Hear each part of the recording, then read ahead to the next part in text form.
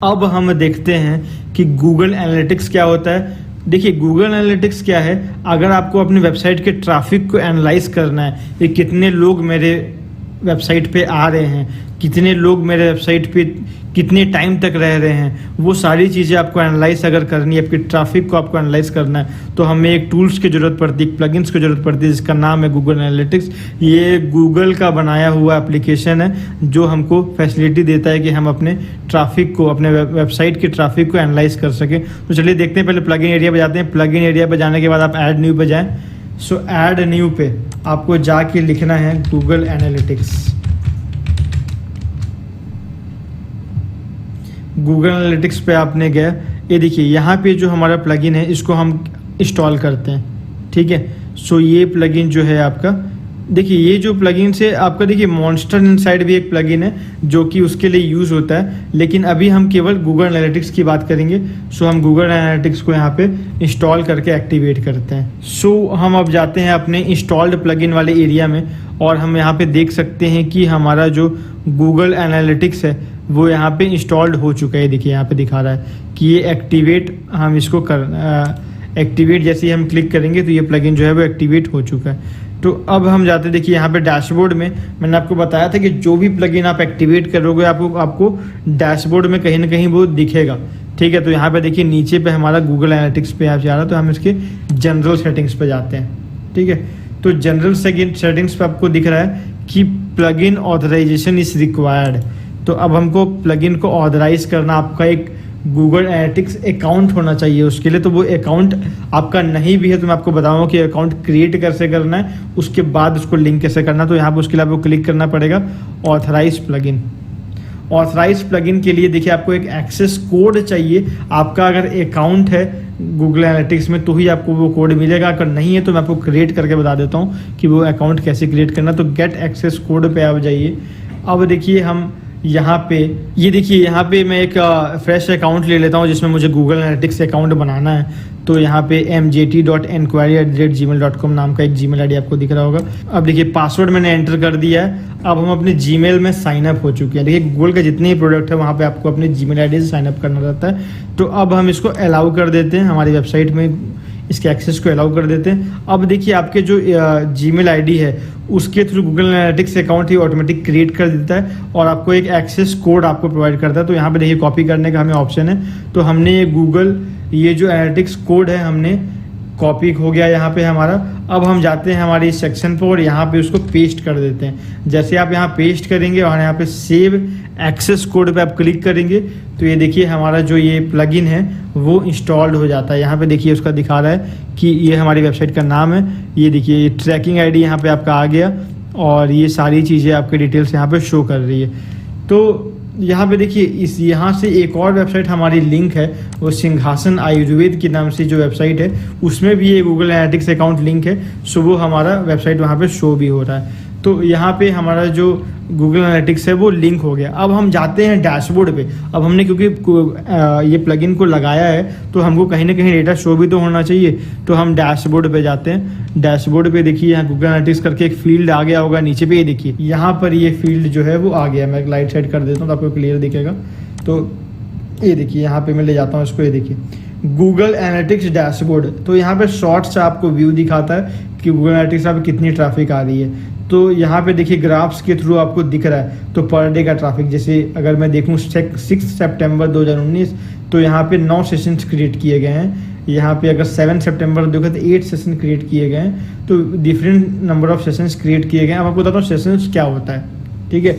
देखिए एक यूज़र है, अगर वो 2 बार आता है, ठीक है, एक वेबसाइट पे एक यूज़र एक दिन में अगर 2 बार आता है तो उसको 2 सेशन बोलेंगे, ठीक है। अगर वो 4 बार आता है तो 4 सेशन बोलेंगे। तो जितने बार वो वेबसाइट में आता है तो उतने सेशंस बनते हैं। तो मतलब कोई भी बंदा कितने बार वेबसाइट पे आया तो वो टोटल काउंट होता है, तो वो सेशन क्रिएट हो जाता है।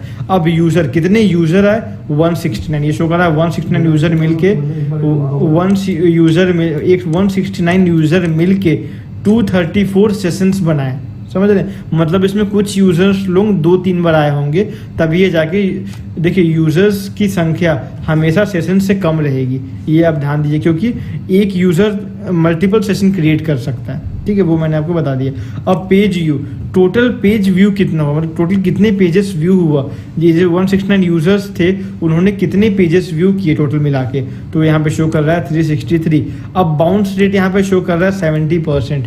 तो बाउंस रेट क्या होता है कि अगर कोई बंदा वेबसाइट पे आया, अब वो कितने देर वेबसाइट पे रहा और वापस चला गया, मतलब उस वेबसाइट को कट कर दिया, उससे एग्जिट कर गया वो, तो बाउंस रेट अगर ज़्यादा है तो आपकी वेबसाइट में लोग आ रहे हैं और जल्दी जा रहे हैं, ठीक है, तुरंत क्लोज कर दे रहे हैं, तो आपकी बाउंस रेट जो है वो 50% से कम होनी चाहिए। आप ट्राई करिए कि आपकी बाउंस रेट जो है वो स्टार्टिंग में बाउंस रेट ज़्यादा रहेगा, लेकिन धीरे धीरे जैसे ही आप अच्छे कंटेंट लिखना स्टार्ट करेंगे, उसको ऑप्टिमाइज करेंगे, उसमें जेन्युइन ऑर्गेनिक ट्रैफिक आएगा, तो आपका बाउंस रेट कम होगा और आपकी वेबसाइट रैंक करेगी गूगल में। तो आप ऑर्गेनिक, अब देखिए ऑर्गेनिक सर्च 20 से, ऑर्गेनिक सर्च मतलब होता है गूगल में कीवर्ड लिख के कितने लोग आए हैं, 23 लोगों ने गूगल पे कीवर्ड लिखा है इसका और फिर वो हमारी वेबसाइट पे आए हैं, ठीक है। अब हम उसको सोशल मीडिया पे लेके आते हैं, सोशल मीडिया से लेके आते हैं या कहीं और से लेके आते हैं, तो उन्हें ऑर्गेनिक सर्च में नहीं गिना जाता है। जो लोग गूगल में कीवर्ड सर्च करके आते हैं तो उन्हें ऑर्गेनिक सर्च में गिना जाता है, तो ऑर्गेनिक सर्च कम हो सकता है, ठीक है।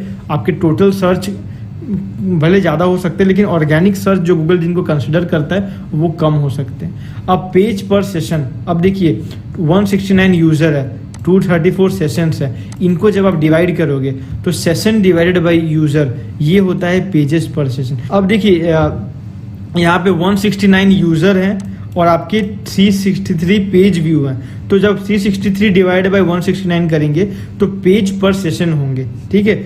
तो ये पेज पर सेशन ये एक रेशियो निकलता है, यहाँ पे इसका निकल के आ रहा है 1.55, ठीक है। तो आप नंबर ऑफ पेज व्यू को जब आप नंबर ऑफ यूज़र से डिवाइड करेंगे तो एक सेशन, मतलब एक यूज़र जो है वो 1.5 पेज विजिट करता है ऑन एन एवरेज, तो पेजेस पर सेशन भी जो है वो अधिक होने चाहिए, ठीक है। आपके अगर वेबसाइट में ज़्यादा से ज़्यादा पोस्ट होंगे तो आपकी पेज पर सेशन का जो रेशियो है वो ज़्यादा होगा, ठीक है। पेज ऑन टाइम, ये भी एवरेज कैलकुलेट होता है, एक यूज़र कितने देर तक आपकी वेबसाइट पे रह रहा है, तो 2 मिनट 25 सेकंड तक आपकी वेबसाइट में एक यूज़र रह रहा है, यहाँ पर वो शो कर रहा है, तो ये भी ज़्यादा होना चाहिए। जितना अधिक रिटेंशन टाइम रहेगा उतना अधिक आपका वेबसाइट की अथॉरिटी बढ़ेगी, आपका वेबसाइट की वैल्यू बढ़ेगी गूगल के नज़रों में। तो अब नेक्स्ट देखते हैं पेज लोड टाइम, मतलब कितने सेकंड में आपका पेज लोड हो रहा है, लोडिंग टाइम जो है वो कम होनी चाहिए। तो यहाँ पे 45.67 है, ये भी एक अच्छा रेशियो नहीं है, लेकिन आप धीरे धीरे इसको इम्प्रूव कर सकते हैं। वो पेज लोड ऑप्टिमाइजेशन भी मैं आपको एक वीडियो में बताऊंगा कि पेज को लोड स्पीड कैसे बढ़ाया जाता है। वो पेज की लोड स्पीड अच्छी 1 सेकेंड से लेकिन 3 सेकेंड के बीच में आपके पेज लोड टाइम होना चाहिए, वो गूगल के नज़रों में अच्छी स्पीड मानी जाती है। नेक्स्ट है आपका सेशन ड्यूरेशन। सेशंस आपको समझ में आ गया, सेशंस क्या होता है, एक यूज़र मल्टीपल सेशन क्रिएट कर सकता है, तो total number of sessions created by user can be more than the number of users. तो अब हम देखते हैं कि 1.20 सेशन ड्यूरेशन, तो सेशंस जो क्रिएट हुए थे उनकी एवरेज ड्यूरेशन क्या है, तो यहाँ पे 1.20। तो सारे फील्ड्स को मैंने गूगल एनालिटिक्स में समझा दिया और यही फील्ड्स इंपॉर्टेंट गूगल एनालिटिक्स में जो आपको पता होना चाहिए। इसके बेसिस पे आप अपने वेबसाइट में इंप्रूवमेंट कर सकते हो, आप अपने ट्रैफिक को एनालाइज कर सकते हो, अपने सेल्स को बढ़ा सकते हो, आपने ज़्यादा से ज़्यादा ब्लॉग को ऑप्टिमाइज़ कर सकते हो।